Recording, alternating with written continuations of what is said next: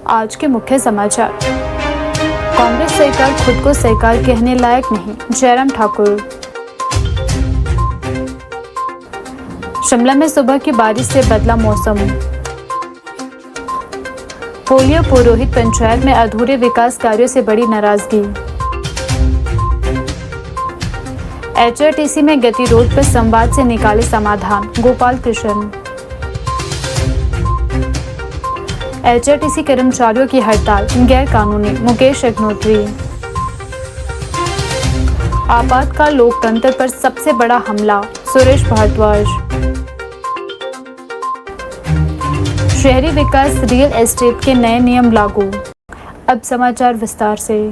पूर्व मुख्यमंत्री जयराम ठाकुर ने कांग्रेस सरकार पर तीखा हमला बोलते हुए कहा कि सरकार का काम संस्थानों को बंद करना नहीं, बल्कि उन्हें चलाना और जनता को सुविधाएं उपलब्ध कराना होता है। उन्होंने आरोप लगाया कि प्रदेश की कांग्रेस सरकार ने अब तक 2500 से अधिक संस्थानों को बंद कर दिया है, जो पूरी तरह गलत और जन विरोधी फैसला है।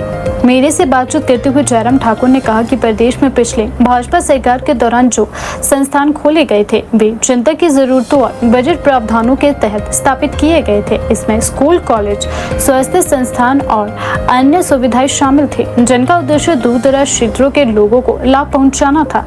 उन्होंने कहा कि सरकारें जनता की सुविधाओं का विस्तार करने के लिए होती है, न कि पहले से स्थापित संस्थानों को बंद करने के लिए। पूर्व मुख्यमंत्री ने कहा कि कांग्रेस सरकार के 4 वर्ष पूरे होने के बाद भी यदि सरकार का ध्यान केवल संस्थानों को बंद करने और पूर्व सरकार के फैसलों को पलटने पर है तो यह दुर्भाग्यपूर्ण है। उन्होंने आरोप लगाया कि कांग्रेस सरकार विकास कार्यों को आगे बढ़ाने में विफल रही है और जनता के मुद्दे से जुड़े फैसले लेने के बजाय राजनीतिक दुर्भावना के आधार पर कार्य कर रही है। जयराम ठाकुर ने कहा कि भाजपा सरकार के कार्यकाल में प्रदेश के विभिन्न क्षेत्रों में लोगों की मांग और आवश्यकता के अनुसार संस्थान खोले गए थे। उन्होंने कहा कि बीते कुछ दिनों पहले 10 डिग्री कॉलेज को बंद कर दिया गया है, जो दुर्भाग्यपूर्ण है। उन्होंने कहा कि इससे ग्रामीण और दूर दराज क्षेत्रों के लोगों को शिक्षा और अन्य बुनियादी सुविधाओं के लिए परेशानियों का सामना करना पड़ेगा। उन्होंने कांग्रेस पर जवाब की राजनीति करने का भी आरोप लगाते हुए कहा कि इस प्रकार की राजनीति लंबे समय तक नहीं चल पाएगी। जनता सब कुछ देख रही है और समय आने पर इसका जवाब भी दिया जाएगा। उन्होंने कहा कि प्रदेश के लोगों ने कांग्रेस सरकार के विकास और बेहतर प्रशासन की उम्मीद की है, लेकिन सरकार अपेक्षाओं पर खरी नहीं उतर पाई है। नेता प्रतिपक्ष ने कहा कि भाजपा जनहित से जुड़े मुद्दों को लगातार उठाती रहेगी और प्रदेश में बंद किए गए संस्थानों को लेकर जनता की आवाज बुलंद करती रहेगी। एक तो मैं उनको ये कहना चाह रहा हूँ, सरकार काम करने के लिए होती है, काम बंद करने के लिए नहीं होती है।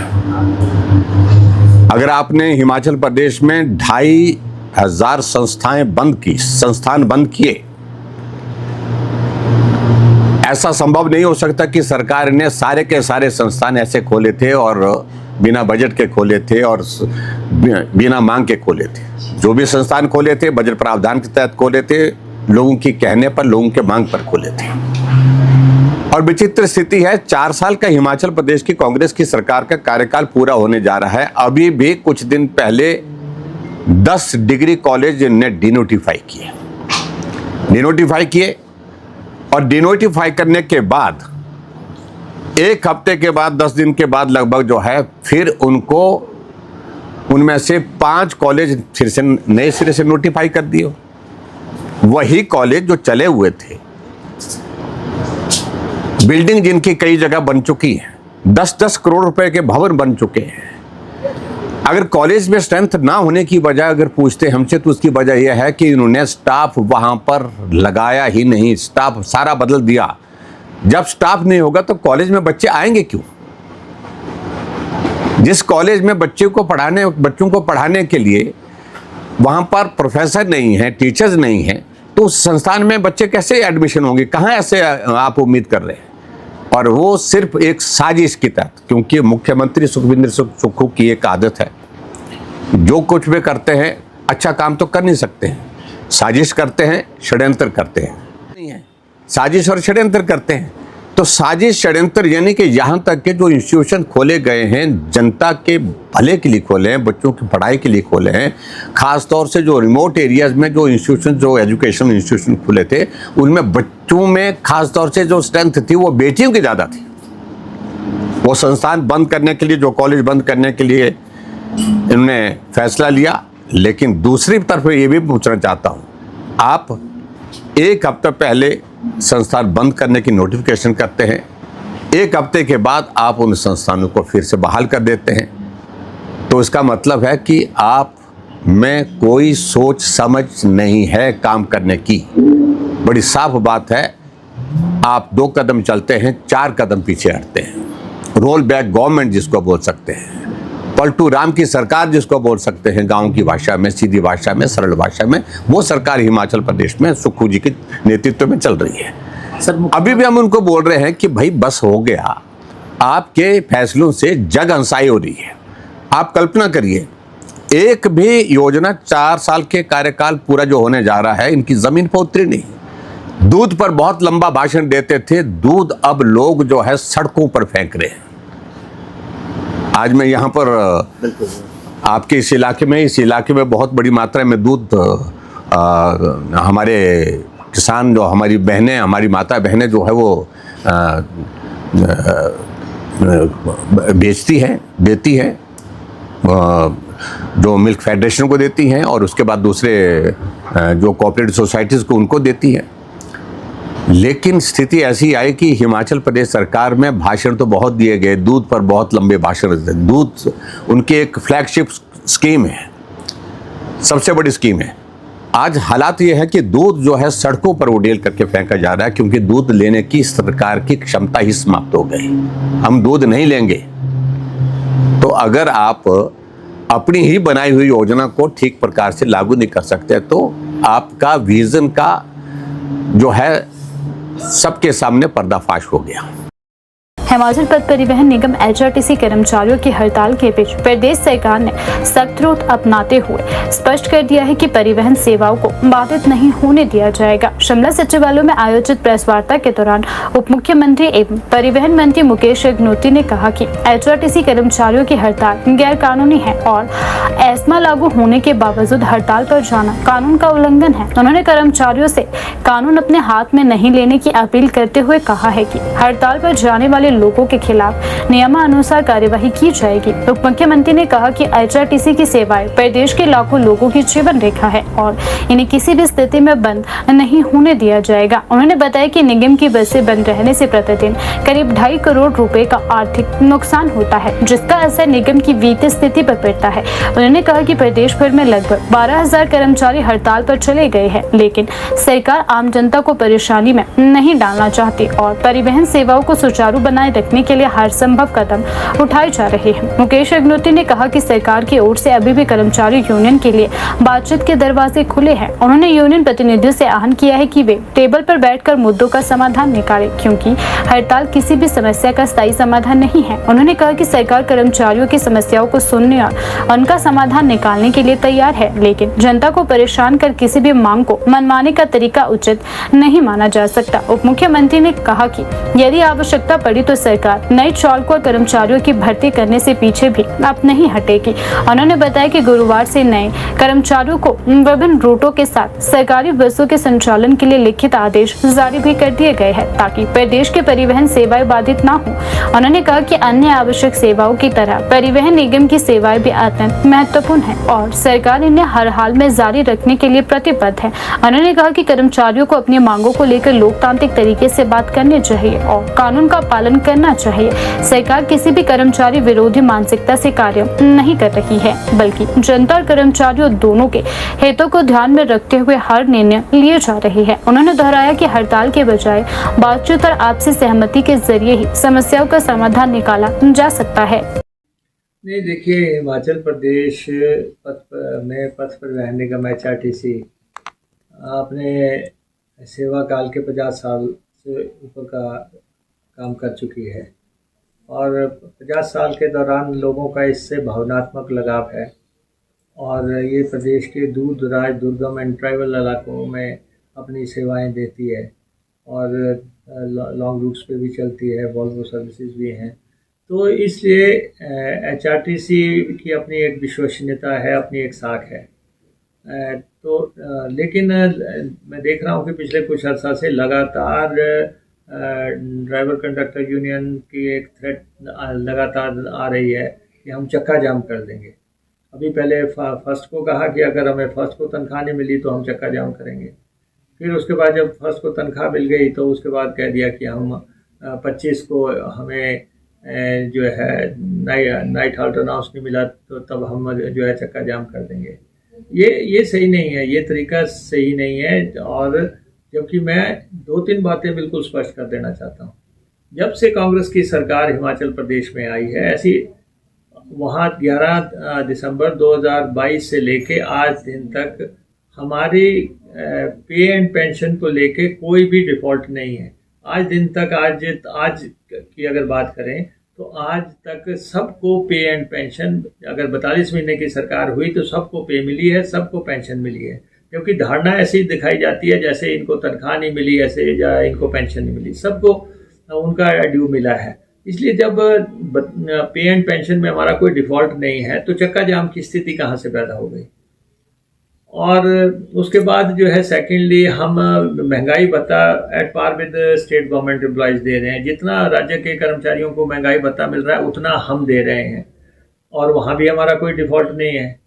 और थर्डली जो है हमने HRTC में OPS लागू की। दूसरे निगमों बोर्डों के कर्मचारियों को OPS नहीं मिल रहा है लेकिन HRTC को मिल रहा है और 10,000 कर्मचारी OPS के दायरे में आ चुके हैं और लगभग 200 कर्मचारी तो ऐसे हैं जो रिटायर हो गए थे, हमने उनको भी OPS का बेनिफिट दिया। तो इसलिए जब हम OPS दे रहे हैं, जब हम महंगाई भत्ते को एट पार दे रहे हैं गवर्नमेंट के, और जब हम तनख्वाह और पेंशन में डिफ़ॉल्ट नहीं है, तब आप इतना हार्श कदम क्यों उठाओगे कि आप कहें कि जी हम चक्का जाम कर देंगे। और बथेरे रास्ते हैं, आप जो है गेट मीटिंग कर लो, आप जो है सांकेतिक भूख हड़ताल कर लो, आप जो है पेन डाउन स्ट्राइक कर लो, लेकिन ये तो तरीका ही नहीं है। ये तो एसेंशियल सर्विस है। आप एस्मा की बात कर रहे हैं, ये कुछ सर्विसेज ऐसी हैं जिनको चलाए रखना जरूरी है प्रदेश के लोगों के लिए, चाहे वो एम्बुलेंस सेवा है, चाहे वो जो है उसके बाद हमारी ये जो फायर ब्रिगेड की सेवा है, या डॉक्टर्स की सर्विस है, या फिर हमारे पुलिस की सर्विस है, या फिर ये बसों का चलाना है। 3200 बसें चल रही हैं, इन बसों को खड़ा थोड़ा नहीं किया जा सकता कि किसी ने कॉल दे दी और इसको खड़ा कर दिया जाए। और ठीक है, आपके कोई इश्यूज हैं, आप उन इश्यूज को डेमोक्रेटिक तरीके से मैनेजमेंट से उठा सकते हैं, पॉलिटिकल लीडरशिप से उठा सकते हैं, एडमिनिस्ट्रेटिव हेड से उठा सकते हैं। लेकिन ये तरीका कि आप एकदम से कॉल दे दो और बंद कर दो, ये पॉलिटिकल एजेंडे पे काम नहीं चलेगा। ये मैं बड़ा स्पष्ट कर देना चाहता हूँ कि हम किसी तरह से डिफॉल्ट नहीं है और कोई ऐसा इशू है नहीं जिसपे कि आप कहें कि चक्का जाम करेंगे। आप इश्यूज कर सकते हैं, डायलॉग करके आप कुछ भत्तों की बात हो सकती है, उनका हल निकाला जा सकता है और निकालते भी रहे हैं। हम तो डेमोक्रेटिक व्यवस्था में विश्वास करने वाले लोग हैं। लेकिन आप देखें कि हमने लगभग 3000 रेगुलर कर्मचारी हमारी सरकार में भर्ती हो चुके हैं। जो आप बात करते हैं बार बार 58 साल वाली नौकरी किसको मिली है, HRTC में 3000 लोग हो गए हैं जिनको कंट्रैक्ट से रेगुलर सर्विस में लाया गया है, जहाँ कंडक्टर्स को जो है चयन आयोग के माध्यम से 350 कंडक्टर भर्ती किए गए हैं, या फिर सैनिक बोर्ड से जो है 200 के आसपास कर्मचारी इधर भर्ती हुए हैं। तो हमारे कुल मिला के 3000 कर्मचारी भर्ती हो चुके हैं। 850 के आसपास हम बसेज नहीं खरीद चुके हैं, जिनमें से 300 से ऊपर बसेज तो जो है इलेक्ट्रिक बसेज हैं। तो वो भी हम अलग से बदलाव कर रहे हैं सिस्टम में, डीजल प्रणाली से हटके कैसे हमने हिमाचल को हरित क्रांति में आगे बढ़ाना है, तो वो बसेज भी हम खरीद रहे हैं। बसेज हमने खरीदी हैं, पक्के लोग हमने किए हैं, एरियर्स हमने दिए हैं। पीछे हमने डेथ क्रम ग्रेस्टी का जो है 250 करोड़ रुपया दिया, एरियर्स का हमने रेगुलर कर्मचारी को 40 करोड़ रुपया दिया। तो जो भी बातें हमारे सामने आई, रिम्बर्समेंट की बात की थी, जितना उन्होंने कहा वो हमने दिया है। अब भी आपके कुछ इश्यूज थे तो आप डायलॉग करते ना, आप डायलॉग करके उनकी बात करते, लेकिन आपने ऐसी भाषा शैली का इस्तेमाल शुरू कर दिया और आवेश में आके या ऐसे तेवर दिखाने शुरू कर दिए, वो सही नहीं है। आप सही भाषा में, सही प्रणाली से आप बात करें। सरकार हमेशा डायलॉग के लिए खुली है। अभी भी हम यही कहेंगे अब, क्योंकि हिमाचल प्रदेश हाई कोर्ट का फैसला 2016 में ही आ गया था कि HRTC के लोग जो हैं हड़ताल पे नहीं जा सकते, ये एसेंशियल सर्विस है। और then chief justice of Himachal Pradesh ने भी ये फैसला दिया था और स्ट्राइक को इलीगल घोषित किया था। और वैसे भी एस्मा लग जाता है जब हमें तो अपनी संपत्ति बचा के रखनी है। 3200 बसें सड़कों पे हैं, उनको बचाए रखने के लिए हमें एसेंशियल सर्विसेज मेंटेनेंस एक्ट तो लगाना पड़ेगा, क्योंकि इस संपत्ति को कोई नुकसान ना करे, कोई कानून व्यवस्था अपने हाथ में ना ले। तो लेकिन उसके बावजूद भी हम इनसे कहना चाहते हैं कि आप जो है ये हड़ताल गैर कानूनी है, ये जो है आपको आपके लिए सही नहीं है कि आप हिमाचल प्रदेश के जनता को परेशानी में डालें। तो इसलिए आप जो है हड़ताल का नोटिस जो है वापस लें और ACS ट्रांसपोर्ट से अभी भी बातचीत करें, और उसके बाद कोई हल आपका नहीं निकलता तो पॉलिटिकल लीडरशिप से डायलॉग करें। ऊना जिले के चंदपुरनी विधानसभा क्षेत्र के अंतर्गत आने वाली पोलिया पुरोहिता ग्राम पंचायत में विकास कार्यों को लेकर मिला जुला माहौल देखने को मिल रहा है। पिछले 5 वर्षों में पंचायत स्तर पर कुछ बुनियादी सुविधाओं में सुधार जरूर हुआ, लेकिन कई महत्वपूर्ण योजनाएं अब भी अधूरी पड़ी हुई है, जिससे ग्रामीणों में नाराजगी लगातार बढ़ती जा रही है। स्थानीय लोगों का कहना है कि कागजों में योजनाएं पूरी दिखती है, लेकिन जमीनी स्तर पर स्थिति चिंताजनक बनी हुई है। पंचायत क्षेत्र में जहाँ एक और पंचायत भवन का निर्माण, स्ट्रीट लाइटों की स्थापना, कुछ रास्तों का पक्का होना और पेयजल व्यवस्था में आंशिक सुधार जैसे कार्य पूरे किए गए, वहीं दूसरी ओर कई अहम परियोजनाएं अब तक अधूरी पड़ी है। पहाड़ी क्षेत्र होने के कारण यहाँ रास्तों की समस्या सबसे बड़ी चुनौती बनी हुई है, लेकिन इस दिशा में अपेक्षित सुधार नहीं हो पाया है। खासतौर पर कोटियाला दा बेड़ा वार्ड नंबर 5 और डाडवा के संपर्क मार्ग आज भी अधूरे पड़े हैं, जिससे लोगों को रोजमर्रा की आवाजाही में भारी दिक्कतों का सामना भी करना पड़ रहा है। इसी तरह वार्ड नंबर 4 के मोहल्ला राजपूता में भी रास्ते का निर्माण कार्य शुरू नहीं हो सका है। नलहो में प्रस्तावित पार्क का निर्माण भूमि की कमी के कारण अभी भी शुरू नहीं हो पाया है, लेकिन ग्रामीणों का आरोप है कि इस समस्या के समाधान के लिए प्रशासन की ओर से कोई ठोस कदम नहीं उठाया गया। इसके अलावा पंचायत में आज तक खेल मैदान का निर्माण नहीं हो पाया है, जिससे युवाओं को खेलकूद और अन्य गतिविधियों के लिए उचित स्थान नहीं मिल पा रहा है। ग्रामीणों का कहना है कि विकास कार्यों की धीमी गति और अधूरे प्रोजेक्ट प्रशासन की कार्य प्रणाली पर सवाल खड़े करते हैं। हालांकि पंचायत क्षेत्र पहाड़ी इलाके में स्थित होने के कारण विकास कार्यों में भौगोलिक चुनौतियां बनी रहती है। वर्ष 2020 के बाद आई कोविड-19 महामारी और 2 बार आई बरसाती आपदाओं ने भी विकास कार्यों की गति को प्रभावित किया है। इसके बावजूद कुछ महत्वपूर्ण कार्य पूरे किए गए, जिसमें भूमि कटाव रोकने के लिए डंगे लगाना, आपदा प्रभावित लोगों को राहत राशि प्रदान करना और सरकारी योजनाओं का लाभ ग्रामीणों तक पहुंचाना शामिल है।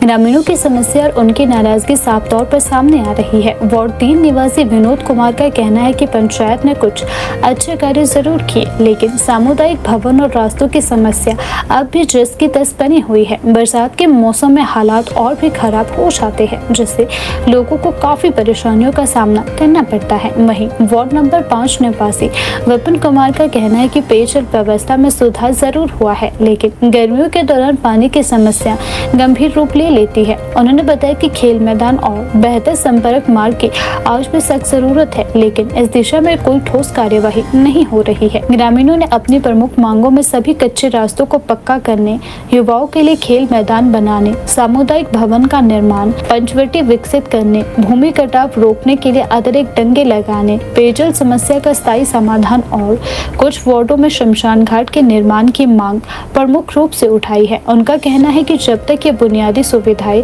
पूरी नहीं होती, तब तक क्षेत्र का समग्र विकास संभव नहीं है। इस पूरे मामले पर पंचायत सचिव अवतार सिंह का कहना है कि मनरेगा के तहत करीब 1.10 करोड़ रुपए की लागत से लगभग 90 विकास कार्य किए गए। जो कार्य अभी तक लंबित है, उन्हें जल्द ही पूरा कर दिया जाएगा। वहीं जिला भाजपा उपाध्यक्ष रविंद्र त्रिवेदी ने आरोप लगाया कि पिछले 3 वर्षों में विकास कार्यों धरातल पर नजर नहीं आ रही है और जनता महंगाई से परेशान है, जिससे लोगों में असंतोष बढ़ रहा है। दूसरी ओर विधायक के मुख्य सलाहकार राजकुमार गौतम ने कहा कि पंचायतों में विकास कार्य तेजी से चल रहे हैं और जो कार्य अधूरे हैं उन्हें प्राथमिकता के आधार पर जल्द पूरा किया जाएगा।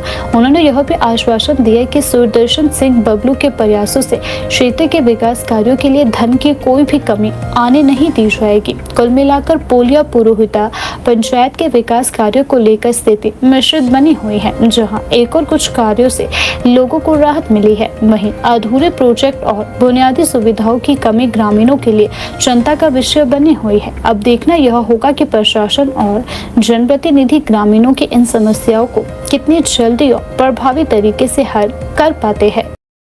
हिमाचल पथ परिवहन निगम HRTC में उप मुख्यमंत्री एवं परिवहन मंत्री मुकेश अग्निहोत्री द्वारा एस्मा लागू किए जाने के बीच शिमला के स्थायी निवासी एवं वरिष्ठ नागरिक गोपाल कृष्ण ने सरकार और कर्मचारी यूनियन से सकारात्मक संवाद के माध्यम से समाधान निकालने की अपील की है। उन्होंने कहा कि HRTC प्रदेश की जनता की जीवन रेखा है और वर्तमान परिस्थितियों में यात्रियों को किसी प्रकार की असुविधा नहीं होनी चाहिए। उन्होंने मीडिया से बातचीत करते हुए कहा कि प्रदेश सरकार तथा HRTC चालक परिचालक यूनियन दोनों को आपसी संवाद और सौहार्दपूर्ण माहौल में बैठकर विवाद का समाधान निकालना चाहिए। उन्होंने कहा कि कर्मचारियों की जायज मांगों पर सरकार को संवेदनशीलता के साथ विचार करना चाहिए। वहीं यूनियन प्रतिनिधियों को भी आम जनता के हितों को सर्वोपरि रखते हुए परिवहन सेवाओं को बाधित नहीं होने देना चाहिए। उन्होंने कहा कि HRTC की सेवाएं विशेष रूप से ग्रामीण क्षेत्रों के लोगों, विद्यार्थियों, वरिष्ठ नागरिकों, महिलाओं और रोजगार के लिए रोजाना यात्रा करने वाले हजारों लोगों के लिए बेहद महत्वपूर्ण है।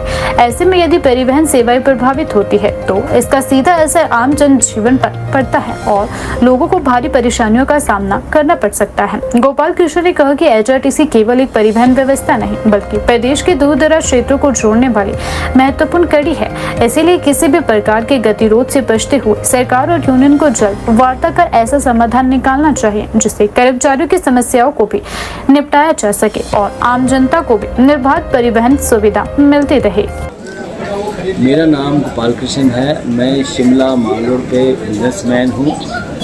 ये जो मैंने 2-3 दिन से सुन रहा हूँ, जो HRTC वाले ड्राइवर कंडक्टर सभी हड़ताल पे जा रहे हैं। हड़ताल पे जाना तो कोई मसला हल नहीं है और उधर से गवर्नमेंट ने भी बड़ा सख्त ले लिया है कि आसमा लगा दिया है, तो उससे वो ना तो वो प्रदर्शन कर सकेंगे ना हड़ताल पे जा सकें, क्योंकि उनके जाने से उनकी नौकरी को खतरा हो जाता है। तो मेरे मानने से ये जो सिचुएशन बनी है ना, इसमें नुकसान तो इन दोनों का तो होने वाला है नहीं है, यहाँ हो भी सकता है। और दूसरा जो मेन नुकसान होगा वो हिमाचल की पूरी जनता को होगा, जो कि बसों में ही सफ़र करते हैं। जिनके पास अपनी कोई कन्वेंस नहीं है वो बसों के द्वारा ही सफ़र करते हैं और बसों में ही वो जा सकते हैं और उनके लिए बहुत बुरी खबर है ये। तो मैं तो यही चाहता हूँ, मेरा तो यही मानना है कि अगर दोनों पक्ष मिल बैठ के इस बात को किसी तरीका से सुलझा लिया जाए तो दोनों के हित में रहेगा। वो सरकार को भी इस ज़रूरत तो है ही हमें HRTC वालों की, और HRTC वालों को भी नौकरी की ज़रूरत है। तो मैं फिर एक बार यही बोलूँगा कि मिल बैठ के ये इस मामले को सुलझा लेना चाहिए। मैं भी मैंने पहले भी यही बोला है, हड़ताल किसी भी मसले का हल नहीं है। जो आपकी मांगे हैं वो सरकार के समक्ष रखेंगे, सरकार भी तो सुनती है, ऐसी बात तो नहीं है ना। और सरकार की भी कई तरह की मजबूरी होती है। अगर आप आज उनकी सारी मांगे पूरी कर ली जाए तो कितने डिपार्टमेंट और हैं, वो सारे आ जाएंगे अपनी मांगे लेकर। लेकिन हाँ, किसी हद तक जो इनकी ज़रूरी मांगे हैं वो सरकार देखती है। सरकार को अगर एक आधी मांग इनकी और भी पूरी करनी चाहिए तो कर देनी चाहिए, ताकि ये लोगों को समस्या आ रहा है, जो कि आने वाले जो मुझे दिख रही 1-2 दिन में काफ़ी भीषण समस्या आ सकती है। नौकरी के लिए तो उनको देखो, उनको भी तो कहीं नौकरी एकदम से तो मिलने वाली है नहीं है। उनको भी कंप्रोमाइज़ थोड़ा करना चाहिए कि भाई चलो मेरी 4 मांगे हैं, 2 मान लो, 2 फिर कभी फिर मनवा लेंगे, या फिर कभी उसके लिए सरकार सोच ले, है ना। तो मेरा मानना ये है कि ये हड़ताल नहीं होनी चाहिए और दूसरा गवर्नमेंट को भी उनकी थोड़ी सी रिलैक्स कर देना चाहिए ताकि वो हड़ताल पे ना जाए। पहिए थमने का मैं ऐसा बोलता हूँ, पहिया थमने का मतलब ये है सरकार को भी करोड़ों रुपए का नुकसान होगा। कई दिन तक, 1 दिन चलती, 2 दिन चलते, तब पहिए कितने दिन थम रहेंगे ये तो उस टाइम पे पता चलेगा ना। तो पहिया थमने से सरकार को भी नुकसान है और वो जो पहिए थामने वाले हैं उन एम्प्लॉइज़ को भी नुकसान है। उनकी सैलरी नहीं मिलती अगर स्ट्राइक पे जाते हैं, ऊपर से आसमा लगा हुआ है, उनको तो बहुत भारी नुकसान हो सकता। तो मैं फिर आग्रह करूँगा दोनों से, सरकार से भी मेरा आग्रह है कि लेकिन जनता उसकी का कुछ- क्या? हम जनता की तरफ से मेरा आग्रह है, बीइंग ए बिजनेसमैन भी मेरा आग्रह है कि इनको किसी तरीके मसले को बैठ के मीटिंग के द्वारा बैठ के ही हल निकलते हैं सारे हल। आज तक कोई भी ऐसा हल नहीं निकला जो हड़ताल की और सारा उनका मानी गई और सरकार ने उनको कुछ ना दिया हो, ऐसा मैंने तो कभी देखा नहीं है। मैं फिर आग्रह करूँगा दोनों तरफ को कि मिल बैठ के कहीं ना कहीं इस सोल्यूशन का इसका हल निकाल लिया जाए।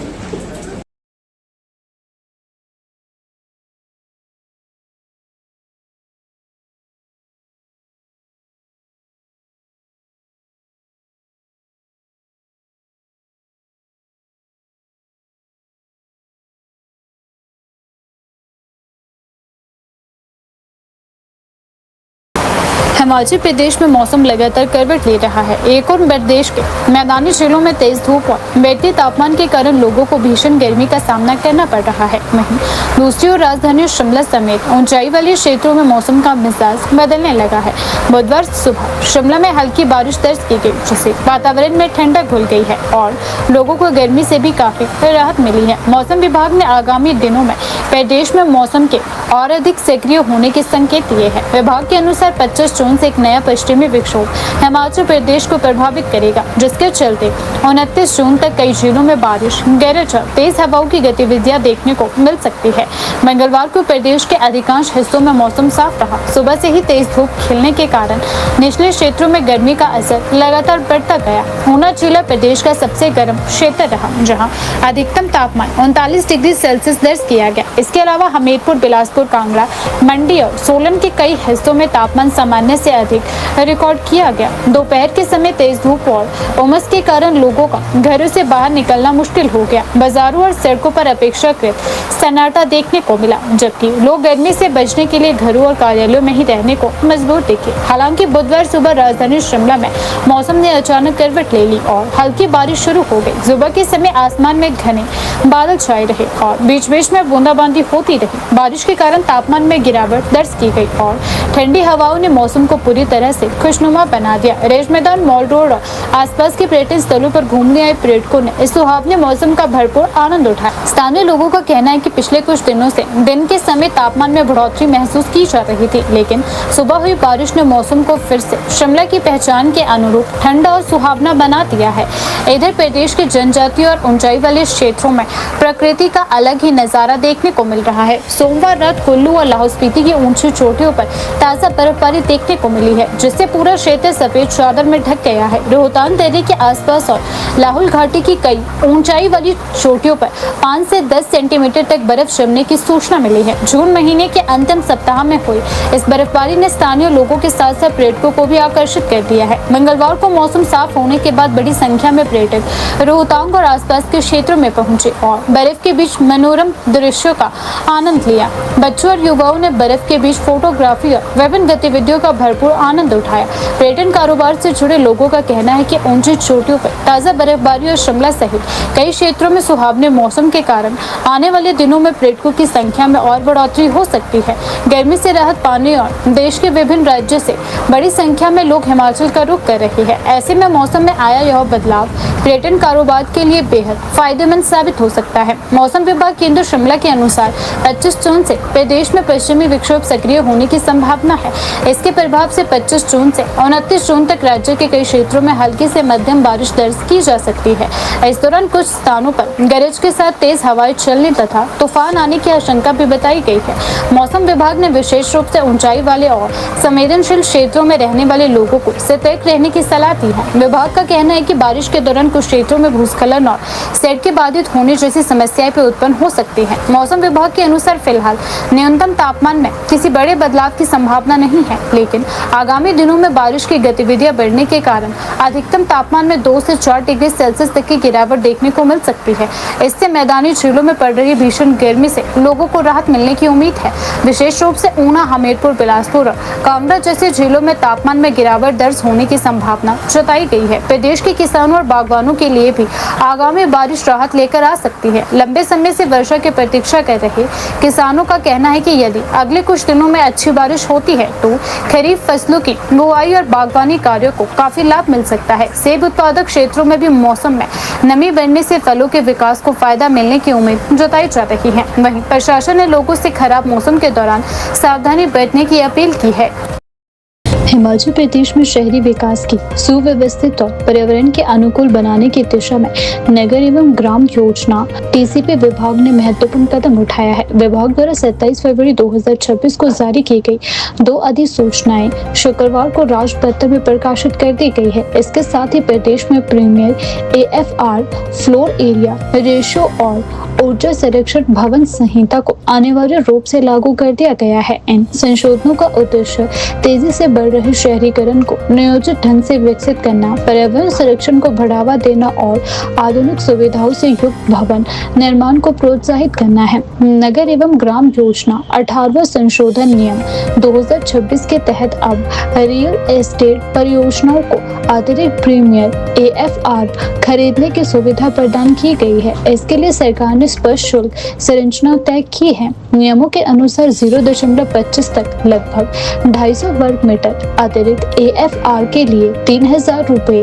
प्रति वर्ग मीटर शुल्क देना होगा। इसी प्रकार 0.25 से 0.50 तक अतिरिक्त AFR के लिए 5000 रुपए प्रति वर्ग मीटर और 0.50 से 0.75 तक अतिरिक्त AFR के लिए 7000 रुपए प्रति वर्ग मीटर शुल्क निर्धारित किया गया है। विभाग के अनुसार यह सुविधा केवल उन्हीं परियोजनाओं के लिए उपलब्ध होगी जिनका निर्माण अभी शुरू नहीं हुआ है या जो वर्तमान में निर्माणाधीन है। इन परियोजनाओं को पहले ही कंप्लीशन सर्टिफिकेट मिल चुका है, उन पर यह नियम लागू नहीं होगा। सरकार का मानना है कि इससे शहरी क्षेत्रों में भूमि के बेहतर उपयोग की संभावना बढ़ेगी और योजनाबद्ध तरीके से निर्माण गतिविधियों को बढ़ावा मिलेगा। नगर एवं ग्राम योजना नियमों के 17वें संशोधन के तहत अब 750 वर्ग मीटर से अधिक निर्मित क्षेत्र वाले व्यावसायिक, सार्वजनिक और रियल एस्टेट भवनों के लिए हिमाचल प्रदेश ऊर्जा संरक्षण भवन संहिता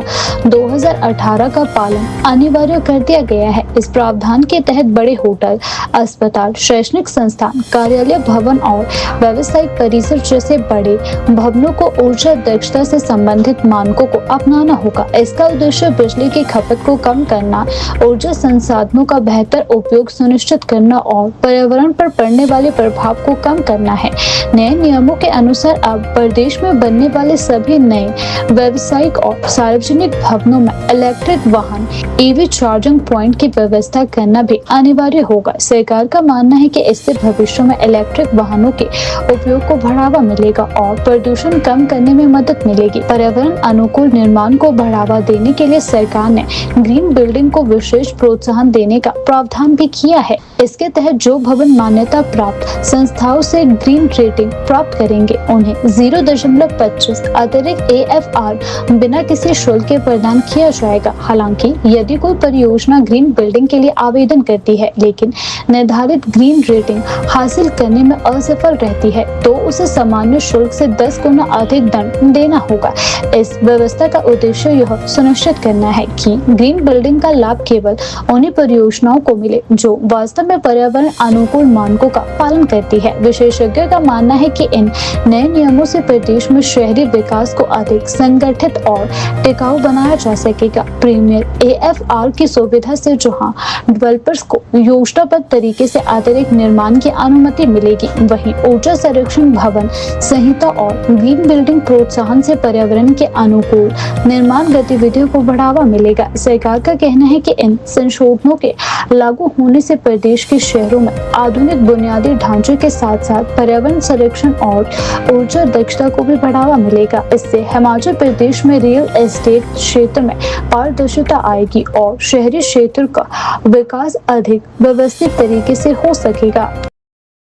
भाजपा के वरिष्ठ नेता एवं पूर्व मंत्री सुरेश भारद्वाज ने आज शिमला में कांग्रेस पर तीखा हमला बोलते हुए कहा कि आज कांग्रेस के नेता हाथ में संविधान की छोटी पुस्तक लेकर देश भर में घूम रहे हैं, भारतीय जनता पार्टी पर संविधान विरोधी होने के आरोप लगा रहे हैं, जबकि सच्चाई यह है कि संविधान और लोकतंत्र पर सबसे बड़ा हमला कांग्रेस ने 25 जून 1975 को आपातकाल लगाकर किया था। उन्होंने कहा कि यह भारतीय लोकतंत्र के इतिहास का सबसे काला अध्याय था, जब तत्कालीन प्रधानमंत्री इंदिरा गांधी ने अपने राजनीतिक हितों की रक्षा के लिए पूरे देश को एक प्रकार से जेल में बदल दिया था। उन्होंने प्रेस कॉन्फ्रेंस के जरिए बताया कि स्वतंत्र भारत के इतिहास में 3 घटनाएं ऐसी हैं जिन्होंने देश की आत्मा को झकझोर दिया। पहली, देश का विभाजन, दूसरी 25 जून 1975 को लगाया गया आपातकाल और तीसरी 1984 में सिख विरोधी दंगे। उन्होंने कहा कि 25 जून 1975 की रात तत्कालीन राष्ट्रपति फखरुद्दीन अली अहमद से आपातकाल की घोषणा करवाई गई और देशवासियों के मौलिक अधिकारों को निलंबित कर दिया गया तथा प्रेस पर सेंसरशिप लगा दी गई और विपक्षी नेताओं के साथ साथ आम नागरिकों को भी प्रताड़ित किया गया। उन्होंने कहा कि आज कांग्रेस संविधान बचाने की बात कर रही है, जबकि सबसे अधिक संविधान संशोधन उसी के शासनकाल में हुए हैं। सुरेश भारद्वाज ने कहा कि भाजपा 25 जून को पूरे देश में संविधान हत्या दिवस के रूप में मनाएगी। शिमला में आयोजित कार्यक्रम में भाजपा प्रदेश अध्यक्ष डॉक्टर राजीव बिंदल मुख्य वक्ता होंगे, जबकि 27 जून को पालमपुर में पूर्व मुख्यमंत्री शांता कुमार कार्यक्रम को संबोधित करेगी। इस दौरान लोकतंत्र सेनानियों और उनके परिजनों को सम्मानित भी किया जाएगा। हम पिछले 2024 के बाद लगभग ये देख रहे हैं कि देश की जो प्रतिपक्षी नेता हैं, विशेष रूप से विरोधी दल के नेता हैं लोकसभा में, वो हाथ में एक पुस्तक लेकर के घूमते हैं, बोलते हैं ये हिंदुस्तान का संविधान है।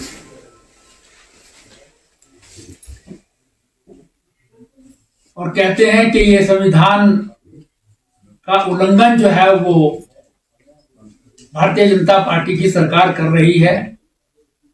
कभी कहते हैं कि ये संविधान बदलना चाहते हैं। वोट की चोरी हो रही है, लोकतंत्र जो है वो खतरे में है। लेकिन ये जून का महीना, जिसमें 25 जून विशेष दिन है, कांग्रेस की सरकार, कांग्रेस की काफी समय तक रही प्रधानमंत्री श्रीमती इंदिरा गांधी 25 जून 1975 की रात्रि को देश में लोकतंत्र की हत्या कर देती हैं।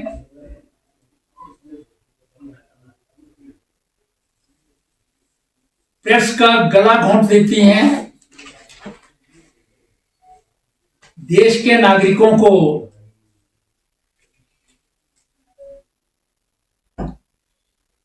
उनके मौलिक अधिकारों से वंचित कर देती है और लगातार 21 महीने भारत एक जेल में परिवर्तित हो जाता है। ये इतिहास की एक बहुत बड़ी त्रासदी है जो स्वतंत्र भारत ने देखी है।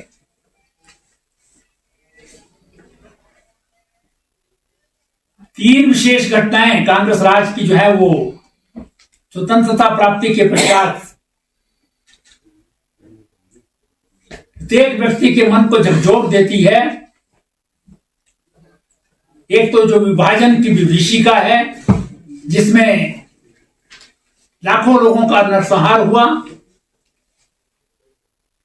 25 जून को देश में जो है इमरजेंसी घोषित की गई, जिसमें संपूर्ण देश के प्रतिपक्ष को तो जेलों में बंद किया ही किया, आम नागरिकों को भी प्रताड़ित किया गया, उनके ऊपर भी अत्याचार किए गए। और तीसरी 1984 की श्रीमती इंदिरा गांधी की हत्या के बाद जो सुनियोजित तरीके से कांग्रेस ने सिखों का नरसंहार किया था।